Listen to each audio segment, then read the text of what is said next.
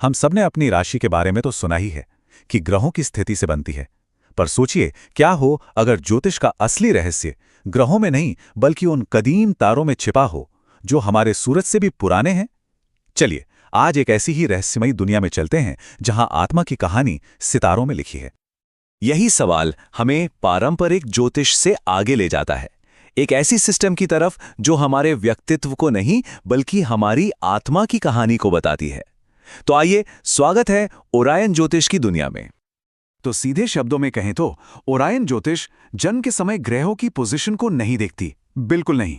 ये कोशिश करती है आत्मा की उस ओरिजिनल एनर्जी को समझने की जिसके बारे में माना जाता है कि वो सीधे ओरायन नक्षत्र के तारों से आई है, और ये ज्ञान हमारी सिविलाइजेशन से भी पुराना माना जाता है। तो सवाल यह है कि ये सारा ज्ञान आखिर आता कहां से है? इसका सोर्स है रात के आसमान का सबसे जाना पहचाना नक्षत्र ओरायन।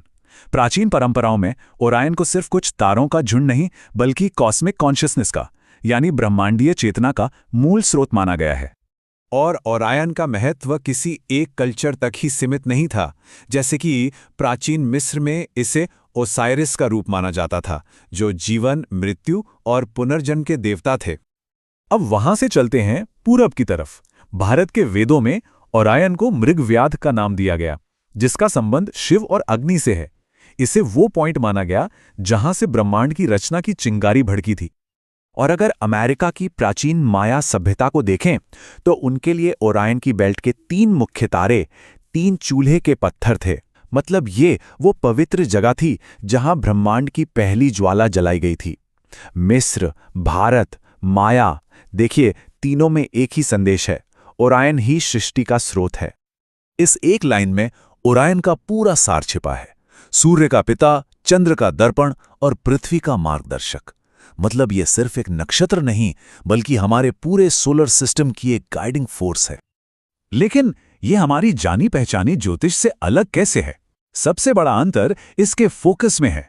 चलिए देखते हैं।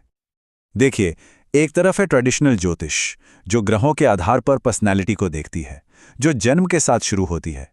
वहीं दूसरी तरफ है ओरियन ज्योतिष, जो तारों पर फोकस करती है, जो आत्मा की मूल ऊर्जा को, उसकी ओरिजिनल वेव को डिफाइन करती है। ये जन्म से भी पहले की कहानी है, उस पल की जब चेतना ने पहली बार आकार लिया था। तो बात बिल्कुल साफ है, जो हमारा व्यक्तित्व है वो तो बस सतह है, सरफेस है। ओरियन ज्योतिष उस गहरी सच्चाई की बात करती है, आत्मा की उस ओरिजिनल एनर्जी की जो सीधे सितारों से जुड़ी है। तो यह सिस्टम काम कैसे करता है? ये 9 स्टेलर कोड्स यानी तारकीय कोड्स पर बेस्ड है। इन्हें चेतना के 9 दरवाजों की तरह समझा जा सकता है। 9 सिर्फ एक नंबर नहीं, इस पूरी सिस्टम का आधार है। 9 कोड्स जो ओरियन ज्योतिष की नींव हैं। हर एक कोड एक खास तारे और आत्मा की एक विशेष यात्रा से जुड़ा हुआ है। तो ये हैं वो 9 स्टेलर कोड्स। हर कोड ओरायन के एक तारे से जुड़ा है और आत्मा की जर्नी का एक स्टेज बताता है। जैसे पहला कोड सोलांश ज्योति, ये आत्मा की शुरुआत का प्रतीक है। और फिर आखिरी 9वां कोड आर्केन सोल की, आत्मा की परम मुक्ति को दर्शाता है। ये सभी मिलकर हमारी चेतना का एक पूरा मैप, एक पूरा नक्शा तैयार करते हैं। इस विश्लेषण को यहाँ रोककर इस टेबल को आराम से देखा जा सकता है। तो ये 9 कोड्स का आखिर मतलब क्या है? इनसे हर व्यक्ति के लिए एक पर्सनल मैप बनाया जाता है, एक ऐसा नक्शा जो उसकी आत्मा की स्टेलर रूट्स को, उसकी तारकीय जड़ों को दिखाता है। इस नक्शे को कहते हैं सोलर कॉन्शियस मैप या सौर चेतन मानचित्र। ये जन्म कुंडली से बहुत अलग है। ये नहीं बताता कि दिन कैसा जाएगा, बल्कि ये बताता है कि आत्मा ने ओरायन से पृथ्वी तक की यात्रा कैसे की। और ये यात्रा 3 खूबसूरत स्टेजेस में होती है।